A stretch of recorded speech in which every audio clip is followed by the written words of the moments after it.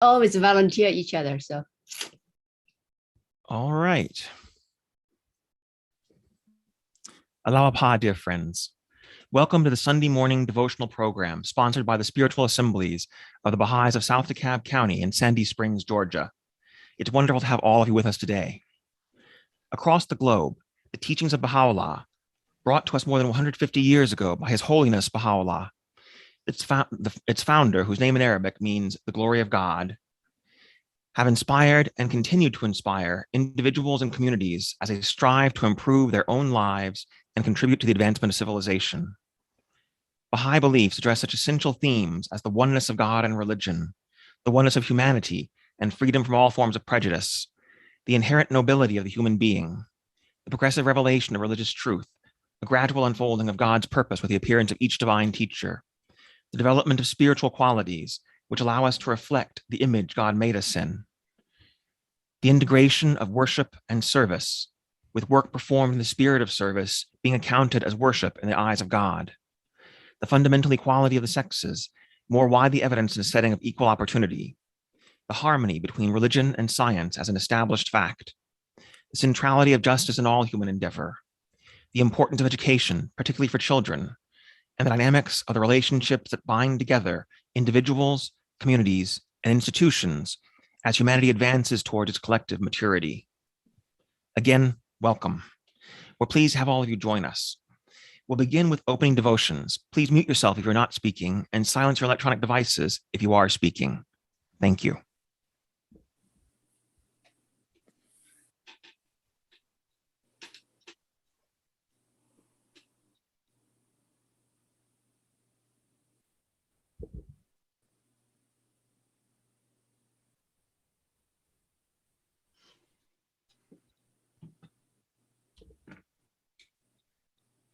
Dang Ting.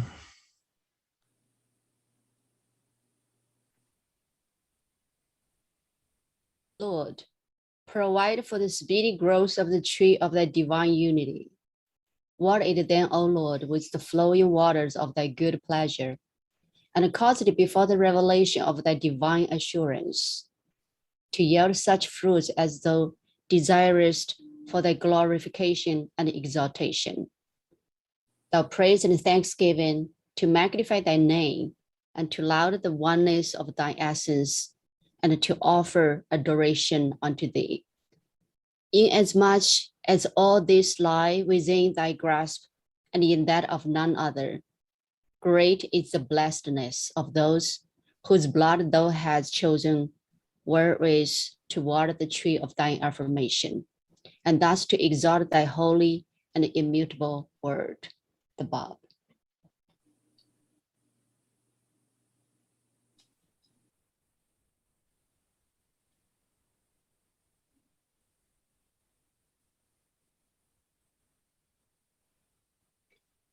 Gwen.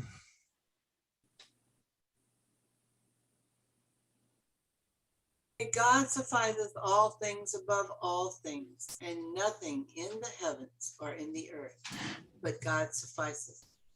Verily, he is in himself the knower, the sustainer, the omnipotent.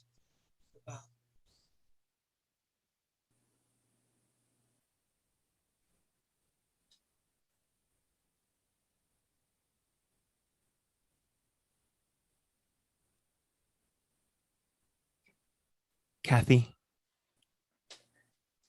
Thou seest, O my God, how thy loved ones have been encompassed by the rebellious amongst thy creatures, and the wicked amidst thy people. No land remaineth, but the lamentation of thy lovers and the wailing of thy chosen ones were lifted up therein. I beseech thee, by thy most great name, to draw forth the hand of power from the bosom of thy might, and to assist therewith all them that love thee. Thou beholdest, O my God, their eyes turned towards thee, their gaze fixed upon the dayspring of thy might, and thy loving kindness, and thy loving providence. Transmute, O my Lord, their abasement into glory, their poverty into wealth, and their weakness into a strength born of thee. Powerful art thou to do whatsoever thou willest.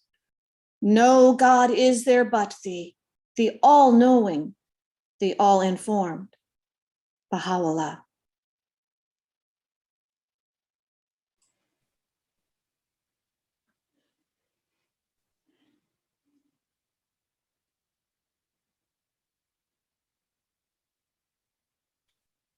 Dorothy, I beseech thee, O my God, by all the transcendent glory of thy name, to clothe thy loved ones in the robe of justice and to illumine their beings with the light of trustworthiness. Thou art the one that hath power to do as he pleaseth, and who holdeth within his grasp the reins of all things, visible and invisible. Baha'u'llah.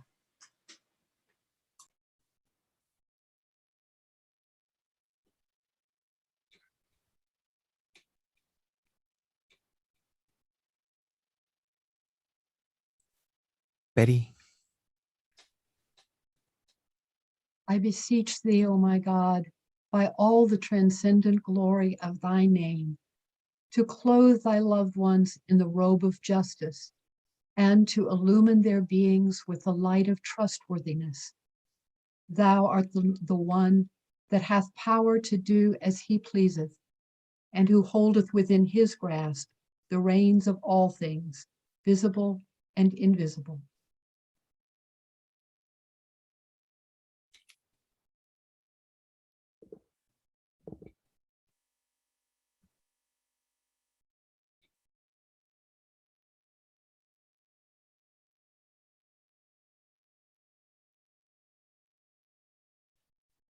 when you love a member of your family or a compatriot, let it be with a ray of the infinite love. Let it be in God and for God. Wherever you find the attributes of God, love that person, whether he be of your family or of another.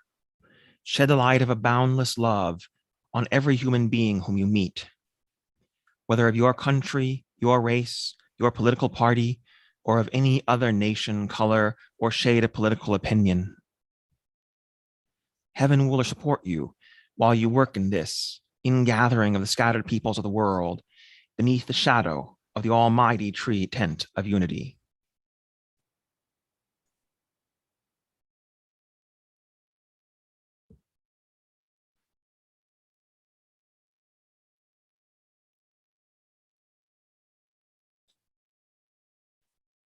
Dungting,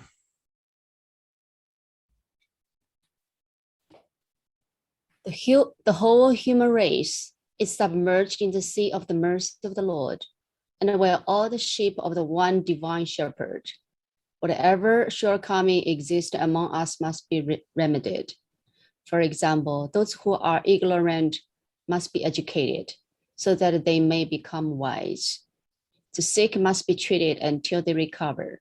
Those who are immature must be trained in order to reach maturity.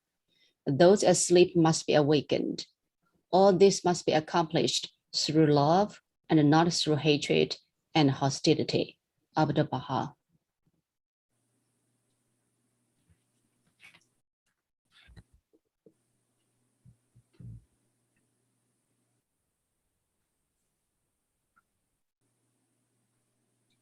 Kathy, Baha'u'llah has written, "Verily the words which have descended from the heaven of the will of God are the source of unity and harmony for the world. Close your eyes to racial differences and welcome all with the light of oneness." Shoghi Effendi.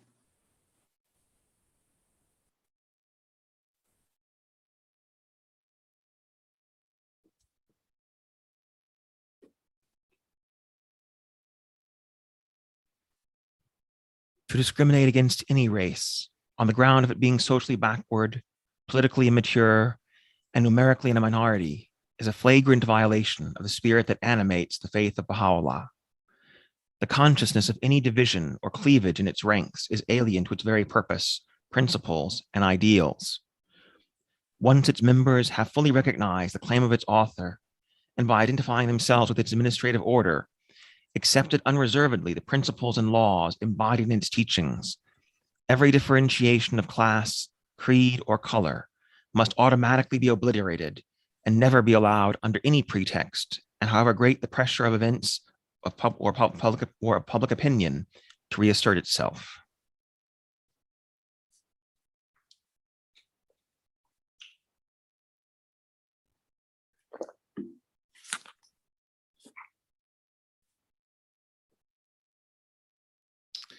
Thank you to all of today's readers. Next, we're going to listen to a healing prayer. If any of you wish to remember a loved one for this prayer feeling, please feel free to call out their name at this time.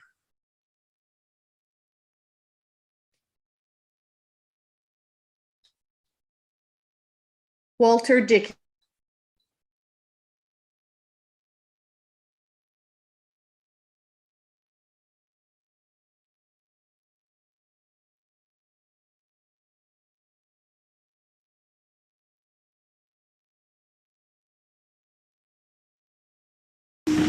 Thy name is my healing, oh my God. Prince of Peace is my remedy.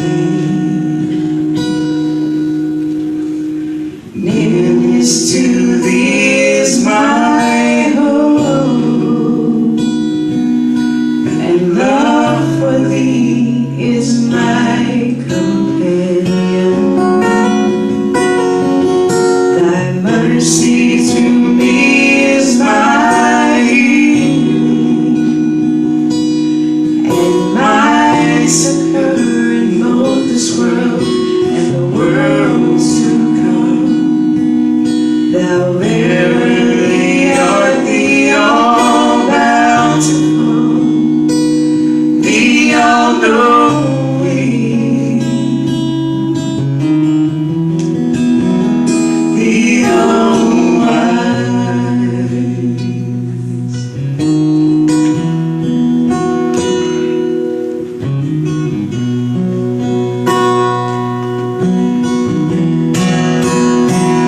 The all knowing,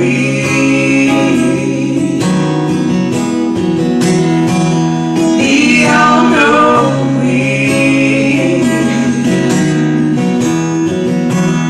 the all knowing, the all wise,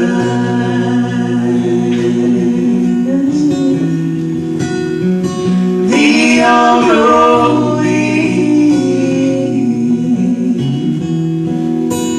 the all wise, all wise, the all knowing,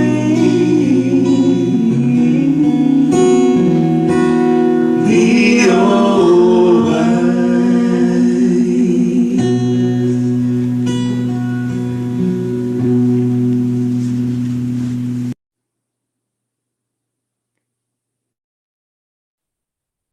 Wow, look at this. 94% of people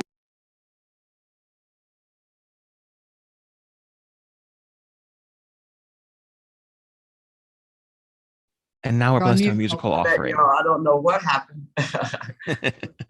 We're going to the musical selection now. Mhm.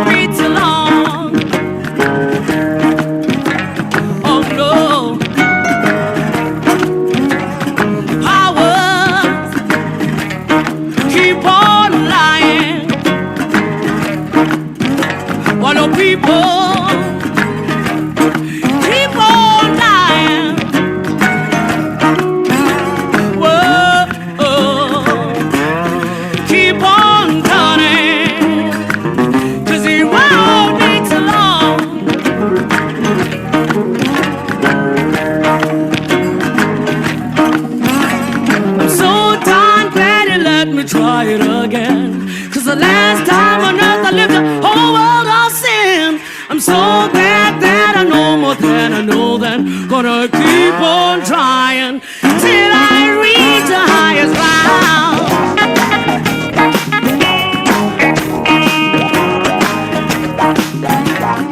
Teachers, keep on teaching. Preachers, keep on preaching. Word, keep on turning, 'cause it won't be too long. Oh no. Lovers, keep on loving. Believers, keep on believing. Sleepers,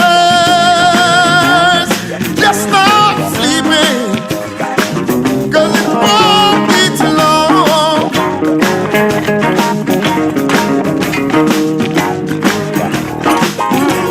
I'm so glad that he let me try it again, 'cause my last time I earned, I left the whole world of sin.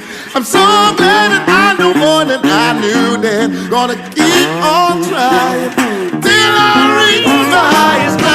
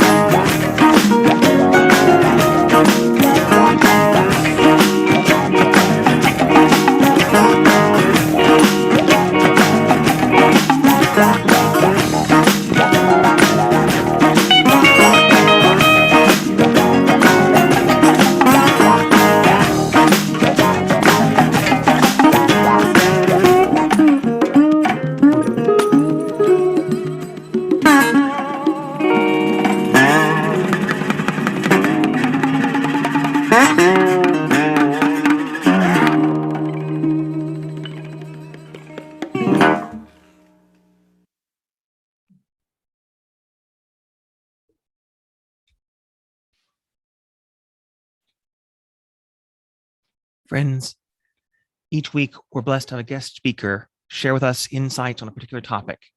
This week, we're honored to have with us Betty Morris.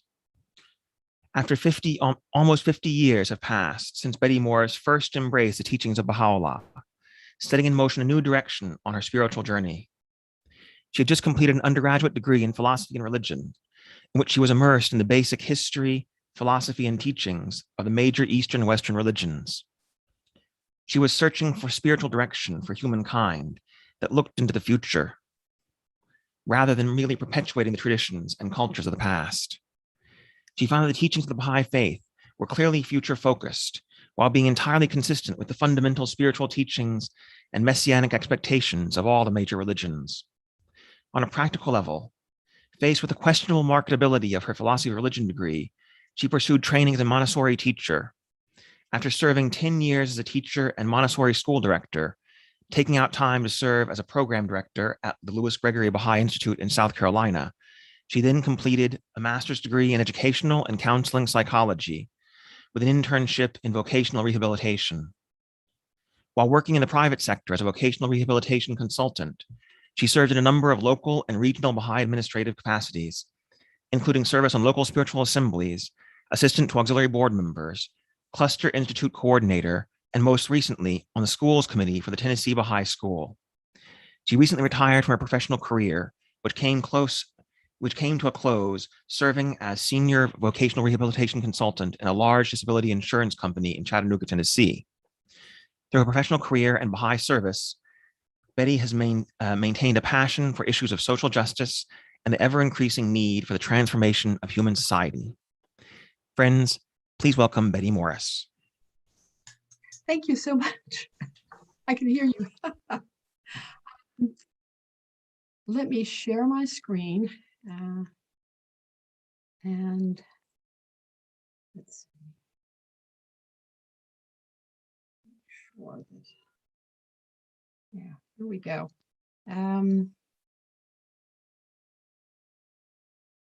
Thank you so much for having me. I'm delighted to join the Baha'is of South DeKalb on this lovely Sunday morning. And I've participated in some online sessions recently where it's become the custom to honor the memories of our ancestors. And so I especially want to honor and remember my mother, who gave me a strong spiritual and moral upbringing through her wonderful and insightful stories, and my father, who gave me a world-embracing vision and a strong intellectual curiosity. So let's talk about changing the world. We need to start by reading the current reality of our world.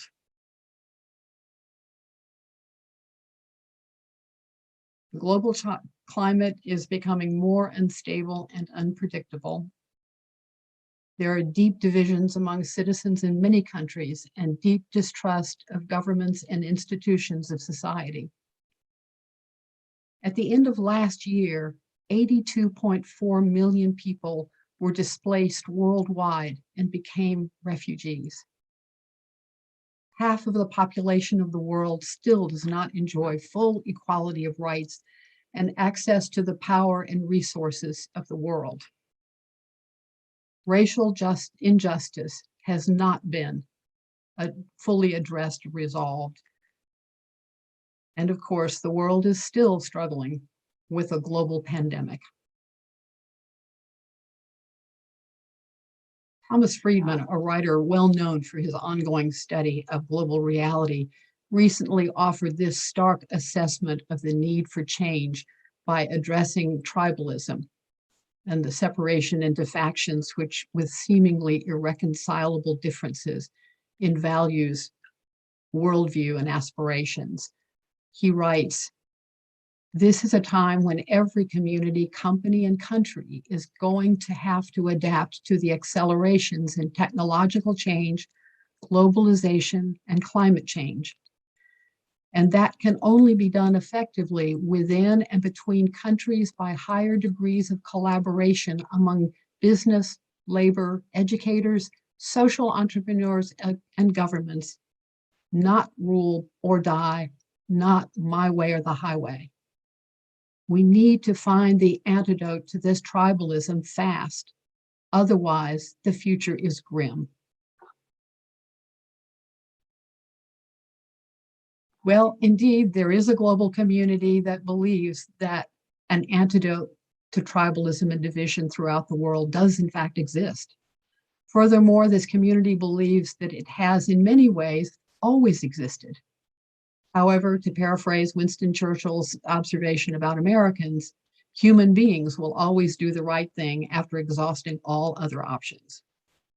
But before we explore the antidote these people are applying around the world, I want to share a tool to analyze management of complex change that will help us assess the likelihood that this antidote proposed by this global community will actually bring about changes needed in the complex global society. No small task. This tool was developed in the mid-90s by Dow Chemical Company. It not only identifies major components required for complex change, it also identifies unsatisfactory outcomes when any one of the components is missing. And by the way, Dow Jones is still a very viable company. Their website has a timeline from 1897 to the present with the statement, "Dow never stops evolving." So regardless of one's views of their products, the company apparently remains a model for effectively managing change. So let's look at them. Essentially, the components or elements required for a complex change process include a case for change.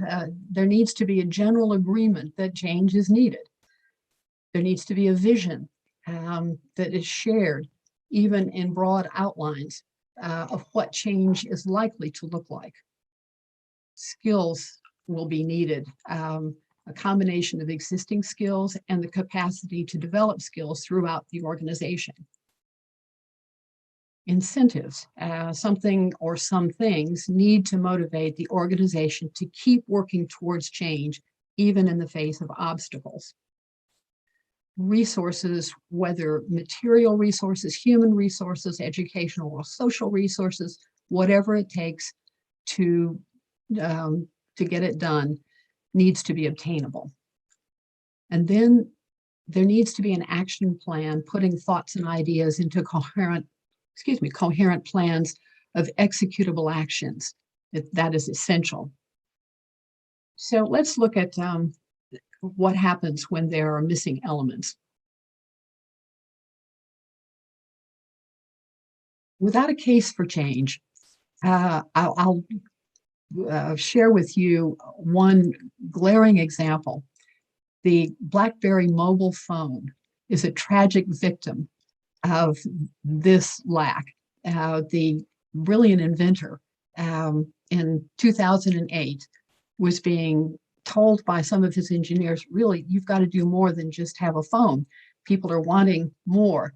And he said, look, we're doing great. We're dominating the world market. We don't need to change. And by his not believing that any change was needed, Apple ran over him like the Roadrunner over Wile E. Coyote. There needs to be a sense of a need for change. Another really important element is a shared vision. Without a shared vision, you may have all the other elements, but there's a sense of confusion, much like the current state of affairs in the United States, where almost everyone feels like there needs to be a change, and there's no lack of skills, motivations, resources, and even varying action plans. But there's too much chaos and confusion. So let's go on to a lack of skills sort of fosters a sense of anxiety about how to get the vision executed. Without motivations or incentives, there's a general feeling of, well, what's the rush? Yeah, we got to do it, but maybe not today. Without resources, there's a sense of frustration at what might have been if only we had enough money, people, skills, whatever. Without a coherent, actionable plan, there are a series of false starts that inoculate the organization against even trying to change. So now let's look at the worldwide Baha'i community represented here. Why does this global community believe that the current order of the world needs to be fundamentally changed? What is their vision of what a reordered world might look like? What skills do they bring, and what skills are they striving to develop in themselves and others?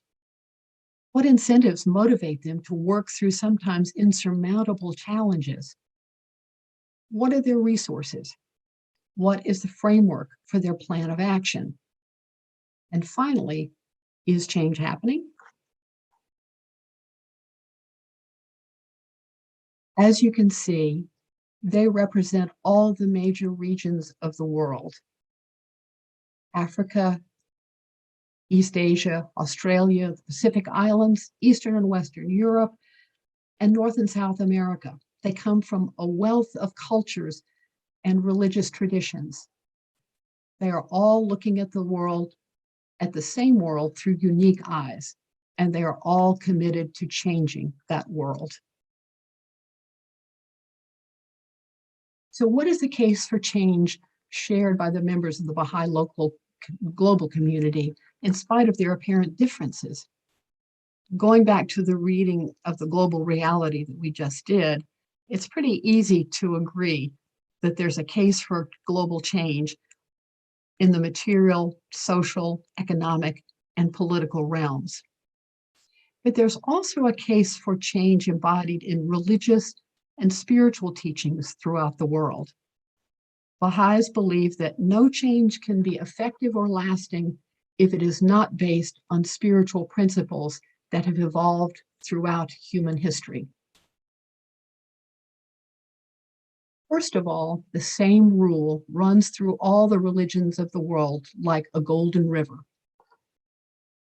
Hinduism, Buddhism, Judaism, Christianity, Islam, and the Baha'i faith all call us to treat each other as we would have them treat us. There's another common thread that runs through the major faiths of the world that relates significantly to the case for change in the world today. It is the expectation of a return of their great teacher who will bring about a time of universal peace. The Baha'i global community is comprised of people who come from all the religious traditions of the world and draw from these rich and varied messianic expectations. In this country, we're familiar with the Judeo-Christian teachings of the expected Messiah of Judaism being fulfilled in the person of Jesus, and then the Christian expectation of the spiritual renewal of the earth. And I saw a new heaven and a new earth, for the first heaven and the first earth were passed away, and there was no more sea. And I, John, saw the holy city, New Jerusalem, coming down from God out of heaven, prepared as a bride adorned for her husband.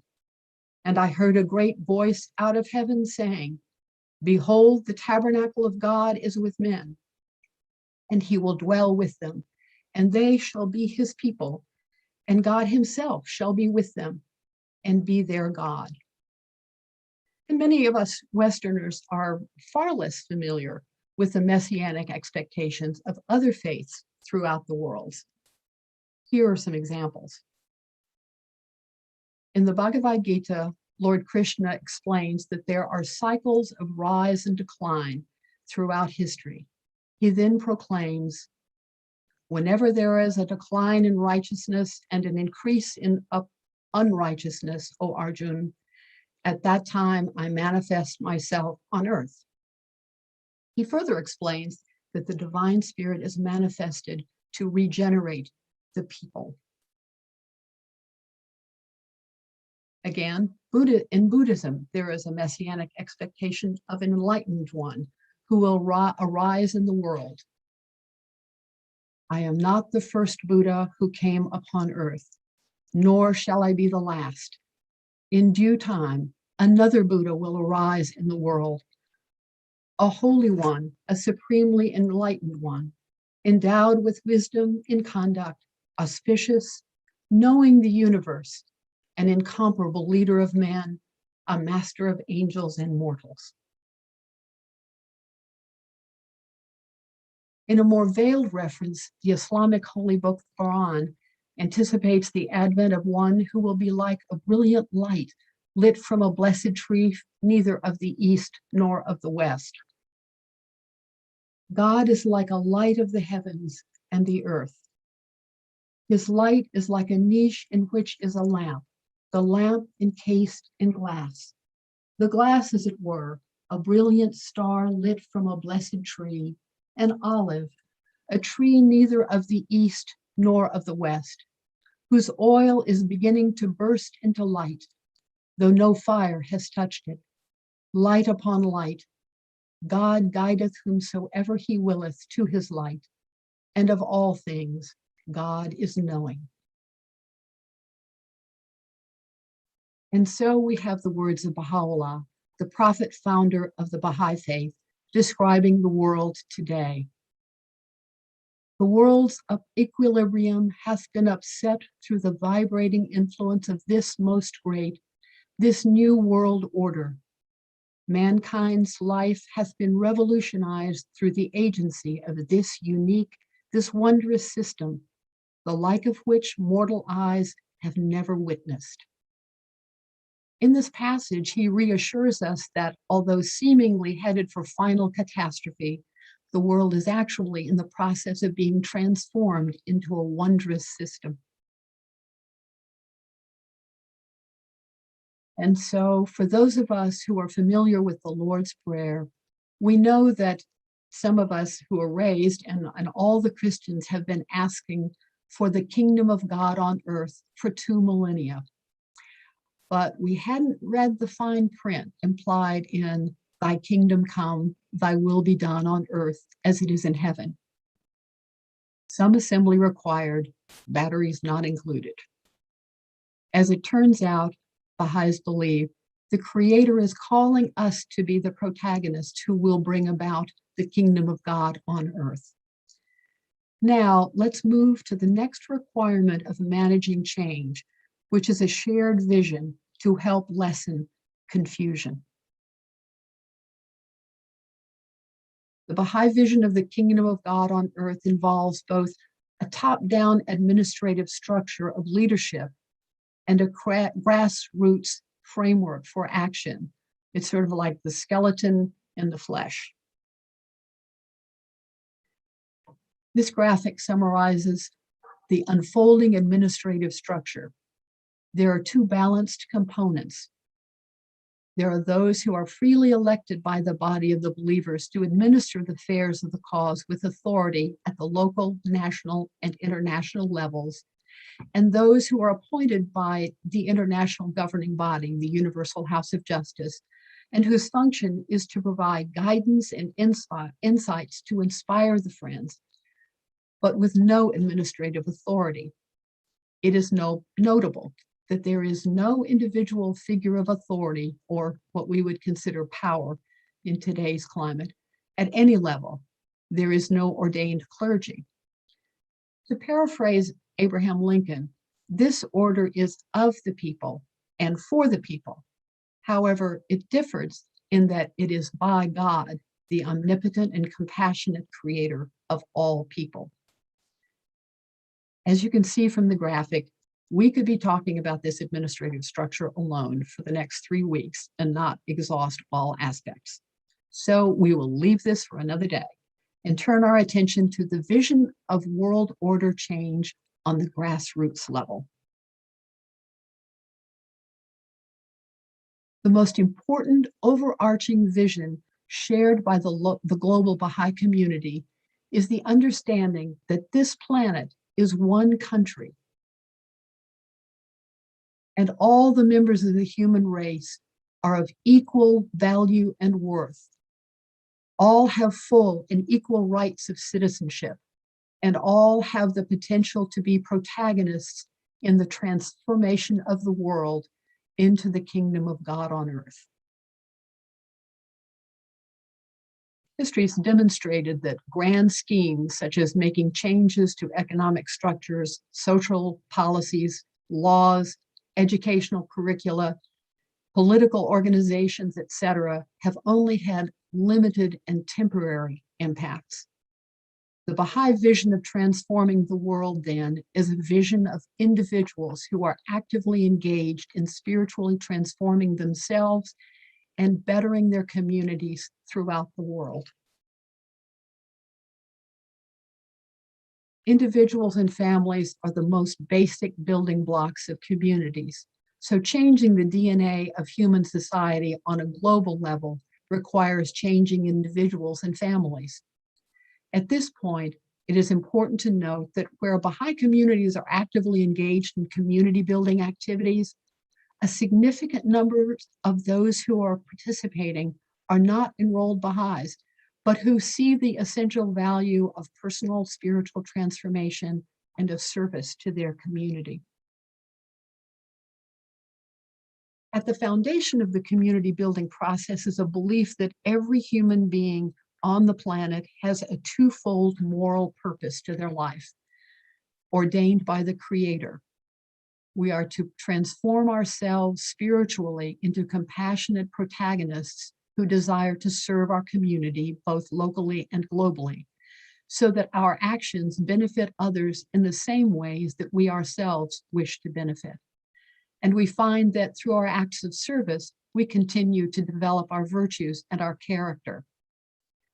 And this brings us to the next element required in change, and that is the skills to make it happen. So where does this global Baha'i community even start to transform their inner life and private character to become servant champions of their local and global communities? To begin with, for the last 25 years, Baha'is throughout the world have been striving to assume a humble posture of learning. Through a constant cyclical process of making plans based on study and guidance, taking action, reflecting on the results of the action, and developing new plans based on study, guidance, and learning from previous cycles, we have continued to grow and learn with each other and from each other. A primary source of the skills training aimed at raising human resources to accomplish global change is the Ruhi Institute.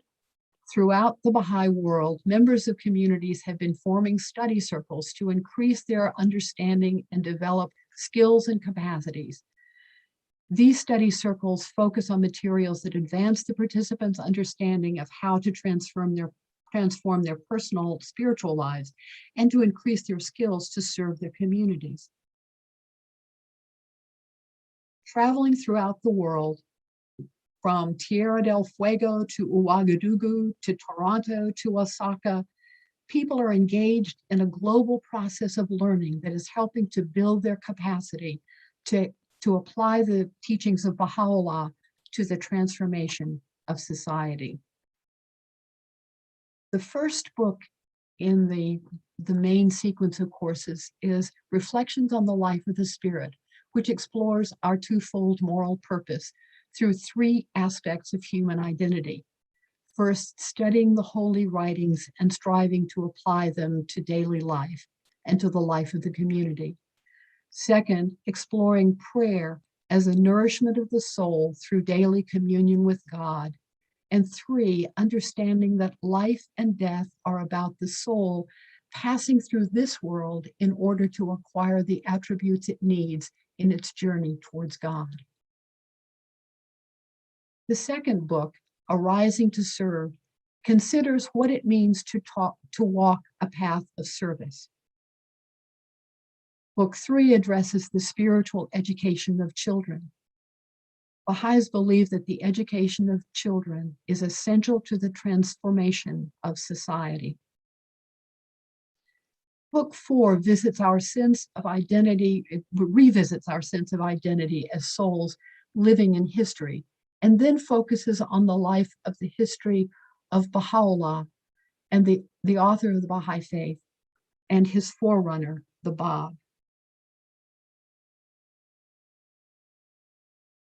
Book 5 is a special book based on the Baha'i teachings that an individual reaches the age of maturity at 15, when spiritual and moral obligations become binding. The years immediately before this age then take on a special significance. This is the time when fundamental concepts about individual and collective life are formulated, when the adolescent is striving to leave behind the habits of childhood. It is important to understand that youth between the ages of 12 and 15 have much to say, and whoever treats them as children misses the profound opportunity to help them form a proper identity and to release the powers that they inherently possess. The last book in the main sequence of courses focuses on acquiring skills and capacities to help groups of individuals go through the initial 6 courses in the sequence. It's important to note that individuals accompanying one another on a path of service to their communities is central to the process of capacity building set in motion by the courses. So, the next aspect of the change process is motivation, incentives. What motivates this global Baha'i community to sustain its efforts, at times in the face of cynicism, indifference, or opposition, to stay the course? That which motivates them is nothing less than a firmly committed belief in one God, who is the omnipotent and just, as well as infinitely merciful, compassionate, and loving Lord, who wishes only the best for each member of the human race, the only true race on earth.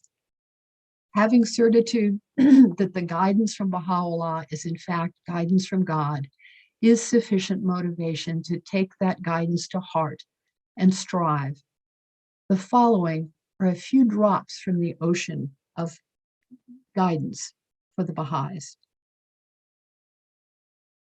The betterment of the world can be accomplished through pure and goodly deeds, through commendable and seemly conduct. O Son of the Spirit, the best beloved of all things in my sight is justice. Turn not away therefrom if thou desirest me. By its aid thou shalt see with thine own eyes and not through the eyes of others, and shalt know of thine own knowledge and not through the knowledge of thy neighbor. Verily, justice is my gift to thee and the sign of my loving kindness. Set it then before thine eyes. Bring thyself to account each day ere thou art summoned to a reckoning.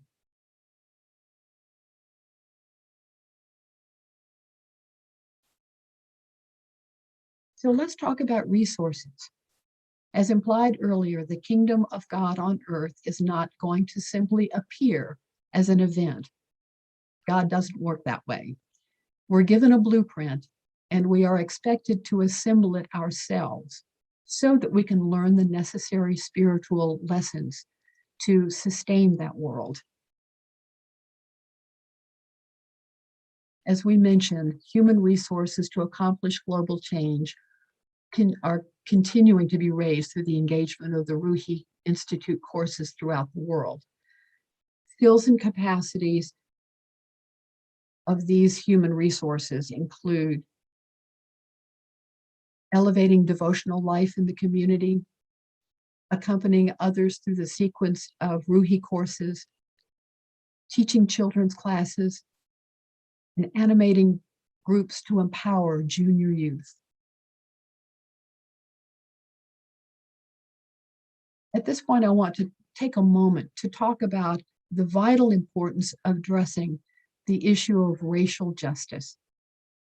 The Universal House of Justice has stated that Baha'u'llah favored the Black peoples by making a specific reference to them when, as the Master, Baha'u'llah's son, testified, he compared them to the Black pupil of the eye through which the light of the Spirit shineth forth.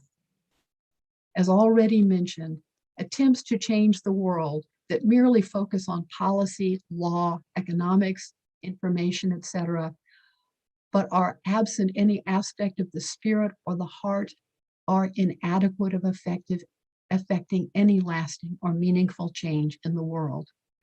Therefore, it is vital, albeit challenging, for those of us who are not Black to reach with our hearts for the light of the Spirit that is shining forth through the pupil of the eye.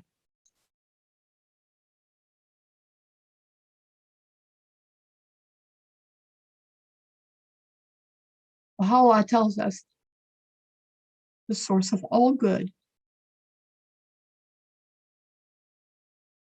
is trust in God, submission unto his command, and contentment with his holy will and pleasure.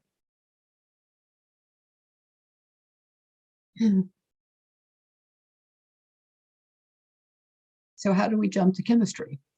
Well, it's just to make a point about unexpected outcomes from by taking bold risks. Very quickly, the atom on the left is a hydrogen atom, which is highly combustible. The atom on the right is an oxygen atom, which is a powerful oxidizer, which reacts vigorously with combustible materials. So let's double the highly combustible hydrogen atoms and put them with an oxygen atom that reacts vigorously to combustible materials just to see what happens. What could possibly go wrong?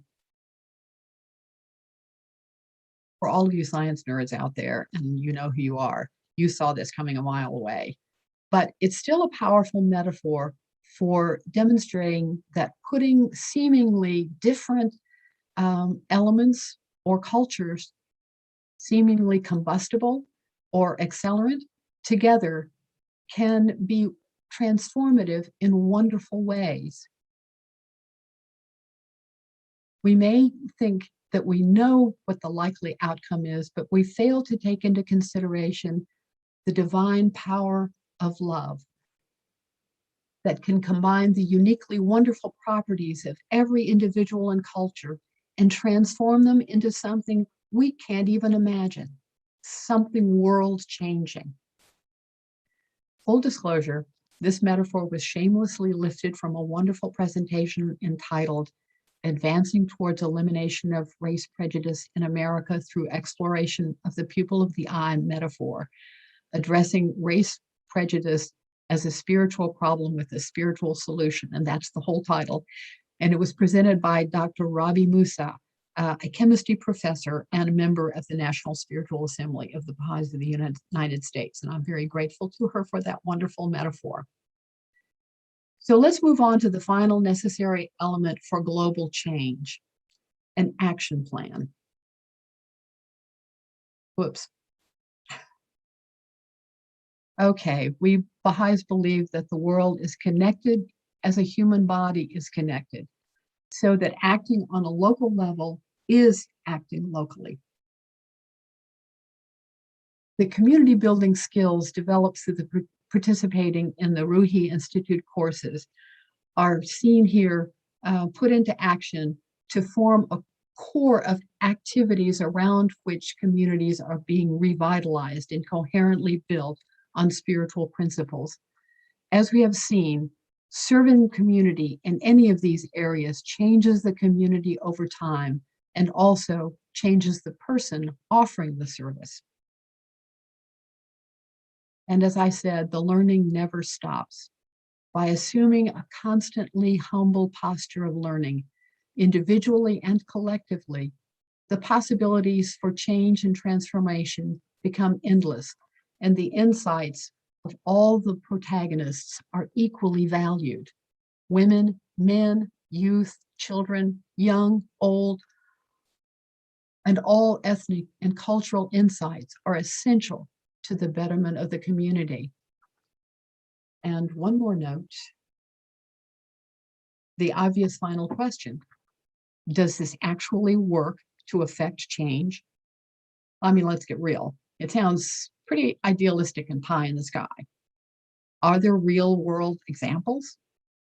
There are. There is a tiny Pacific island archipelago, South Pacific archipelago of small islands east of Australia. In 2015, a Category 5 cyclone, which is what they call hurricanes, made a direct hit on the islands. Here are some examples of typical houses and structures on these Pacific islands. So you can imagine when a Category 5 hurricane hits an island mostly constructed like this,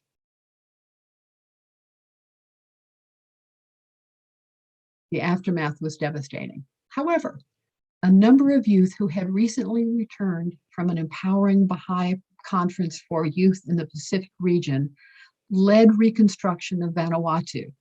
They jumped into action as the storm was bearing down to assist individuals and families to get to the few safe shelters available.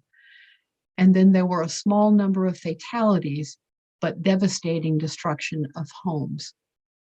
After the catastrophe, the youth immediately set about helping their fellow villagers rebuild.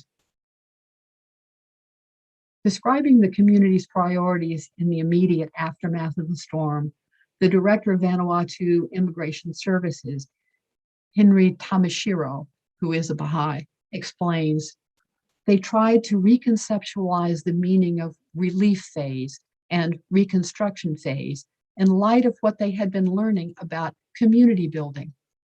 They concluded that the response to the cyclone could not just be about building structures. The most important thing to the community was to make sure the education of the children and youth would continue. The first priority then, Mr. Tamashiro explains, was to reconstruct the buildings that had hosted classes for the youth. Those structures would also be used to house the vulnerable members of the community. And then farmers such as Ayala Jacob, a local coffee farmer on the island of Tana, demonstrates that same resilient spirit in the newly established coffee nursery. The whole coffee plantation was planting was destroyed, and so they created this nursery, and all of these seedlings were distributed to the coffee farmers on the islands. Here are children gathered for a class some 10 days after the cyclone. Their protection and continued education during and after the devastating cyclone has been a central feature of the island's response. And the youth from Tana, the ones who had attended the Baha'i conference, ensured the education of the younger generations continued unabated following the cyclone. And then sometime later, about 20 of them worked together with the architect from Papua New Guinea to design and construct 4 buildings to replace the buildings that had been there for the education of the children and the youth. As part of these efforts, they also began experimenting with potential building materials that could be found locally. The intention of these experiments is to learn about sustainable building practices using resources within their communities, said Henry Lappe, the architect who was assisting with the project. He added that the group of youth would continue the process of learning, experimentation, and building after his departure. Reflecting on the reconstruction process in another village, one of the local community leaders observed, these projects encourage the community members to arise and take charge of the reconstruction process rather than waiting for aid agencies. We knew that we should not depend on aid donors, but that we should take charge of our own development. So let's close with recent news from Vanuatu from the Baha'i News Service. The Baha'is of Vanuatu recently brought together representatives of the Prime Minister's Office and the Ministry of Education, village chiefs, and different social actors to reflect together on the role of moral education in society. The Director General of the Prime Minister's Office expressed the sentiments of the other participants, saying, "We wish to have a society where happiness is sustainable, where there is no disunity, where everyone lives in a peaceful environment, and where everyone cares for each other. The question is, how can we build the capacity of our young ones and enable them to build this kind of society? Education has a vital role in this regard." This question has been at the heart of Baha'i educational efforts in Vanuatu for decades, including literacy programs, formal schools, and initiatives at the grassroots that develop the capacity of children and youth to serve society. Mr. Tamashiro, who we've already heard from, a member of the Baha'i community in Port Vila, and one of the organizers of this event, says, "In discussions with village chiefs and community members about the challenges facing our community, we are all arriving at one question: how can the moral character of the individual be elevated?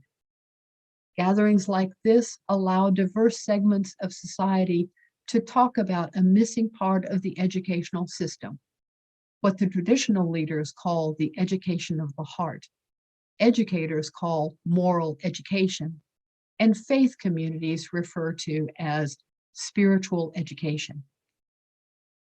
The chief of one of the largest localities in the Porterville area said at the meeting, "Moral education is of the utmost importance. Our present education system is often seen as no more than an instrument to prepare our children for employment and is focused on the education of the mind. But pure hearts are needed for an effectively functioning community. Spiritual principles need to guide a person. Societies that are governed solely by materialistic principles will only deteriorate further and further. But many of our social issues will disappear if spiritual principles also govern our communities." Representatives of the Baha'i community at the gathering explained that when children learn about the concept of selfless service early on, they are able to make meaningful contributions to social progress from a young age. Among the many examples provided were the efforts of youth engaged in Baha'i educational initiatives who are managing conservation areas in the forest around their village in order to preserve native species. Looking to future gatherings, one of the Baha'i organizers remarked that this dialogue is opening a new door. Participants came to this meeting somewhat downhearted about the condition of society. But when they saw that they are not alone in their desire to address the challenges facing young people and that there is an effective path forward, everyone became very hopeful. And so on that Betty? note of hope, I will end with these words of Baha'u'llah. Refresh and revive your souls through the gracious favors which in this soul-stirring springtime are being showered upon you. Let your vision be world-embracing. Thank you.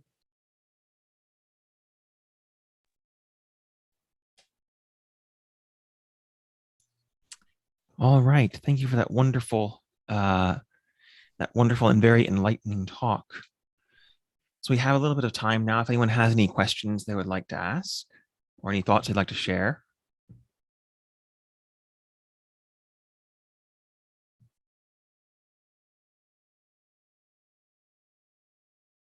I thought it was a fast, I hope that means that everyone is just stunned into silence. Oblivion. They may be.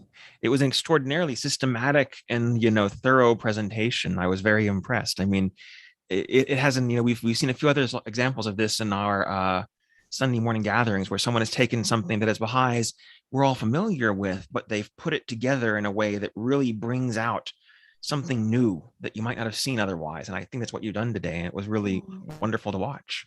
So thank you. Yeah, it was truly wonderful, and your array of various quotes that were so perfect with what you were trying to explain. And also, I know this is kind of simple, like Stephen just said, we've seen some of these things before, but your explanation of each Ruhi book, I haven't seen done in a while.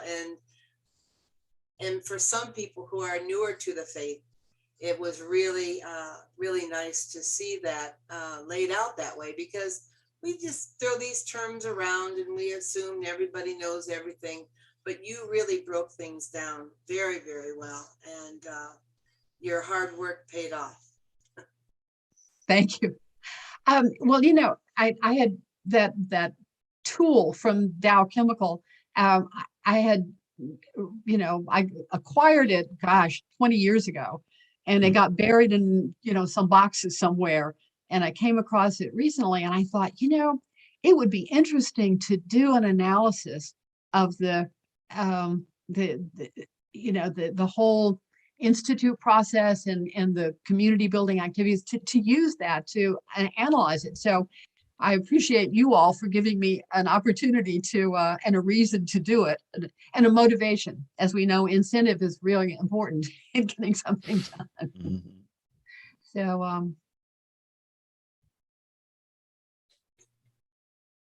I don't think you should keep it to yourself. You should share this. Mhm. Go on the road, girl. there you go. Well, you know, the wonders of this moment in history is that I can go on the road and never leave my bedroom. So, uh, but Yeah, I just want to thank you for a very profound talk. I really like the dough chemical, like what change. I really like it. It give us like a very broad view. Like, you know, teaching the Baha'i faith is a huge task, and it takes the whole world of Baha'is are contributing to it. But it's through that, you know, that are different elements, and we know why everything is done and how everything is done, and how can we contribute to that great cause, you know. Mhm. So yeah, another thought I made me think is about there are two parts of education, and one is about the one today. I think the whole globally, education is being more instrumental. Education become a way for people to get what they want, you know, degree or work or so-called success. But we are forgetting another important part of education is the spiritual part, the soul part, the nourishing the heart.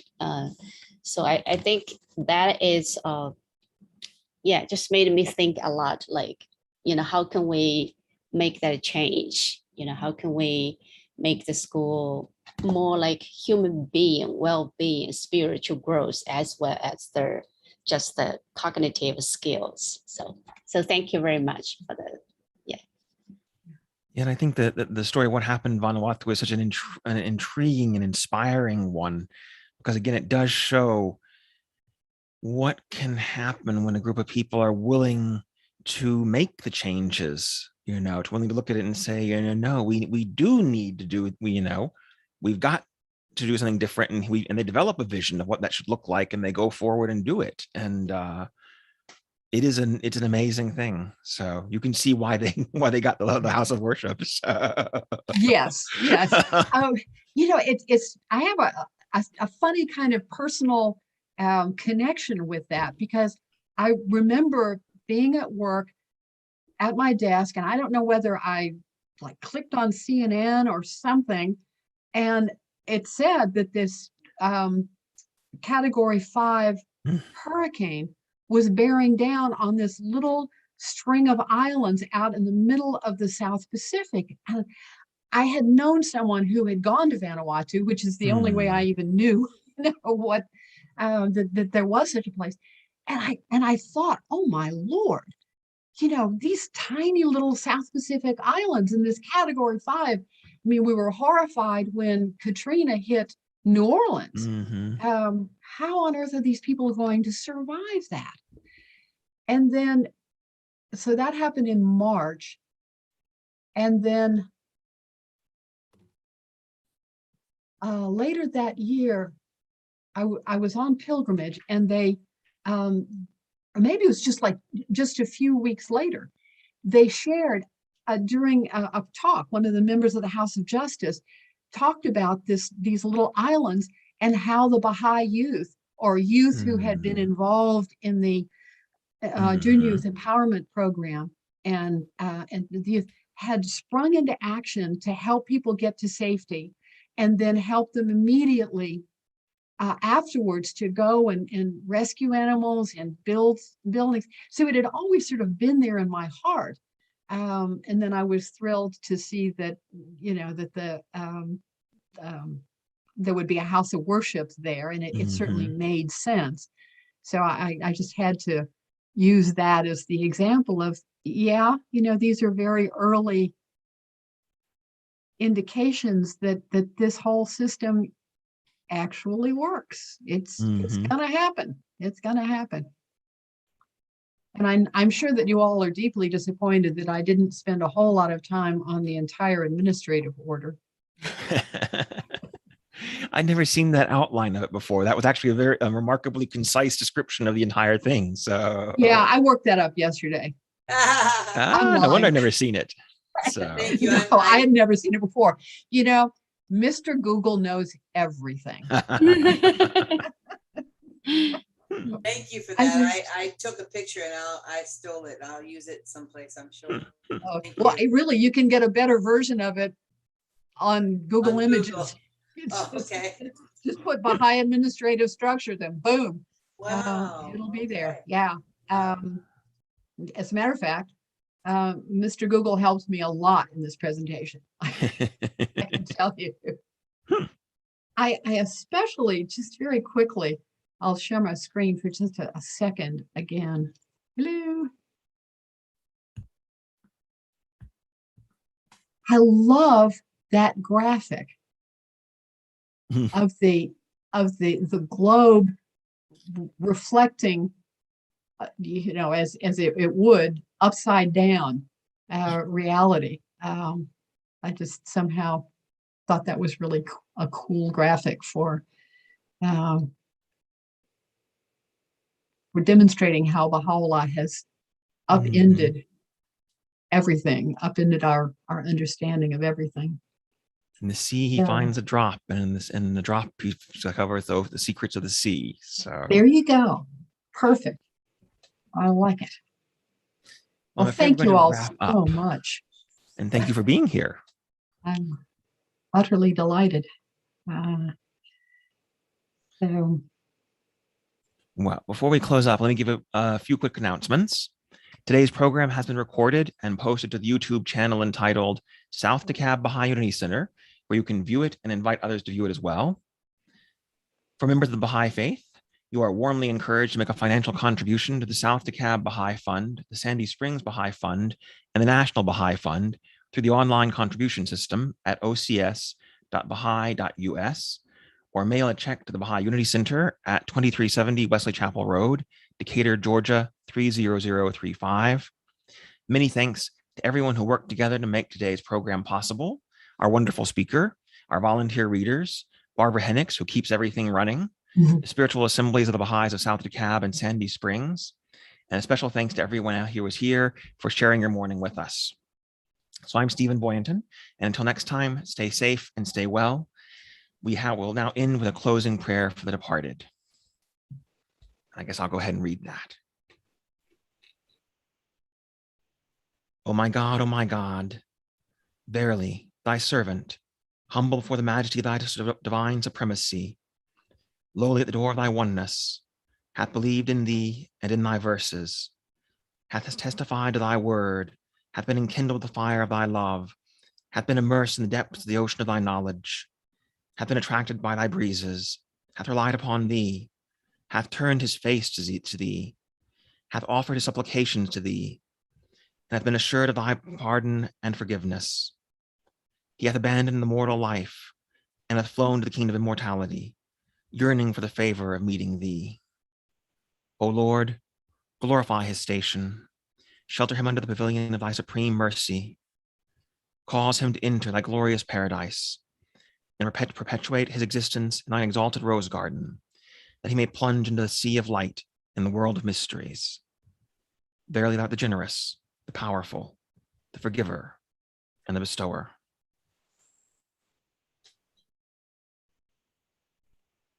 Thank you, everyone. Alawah Pa. Aloha, thank you.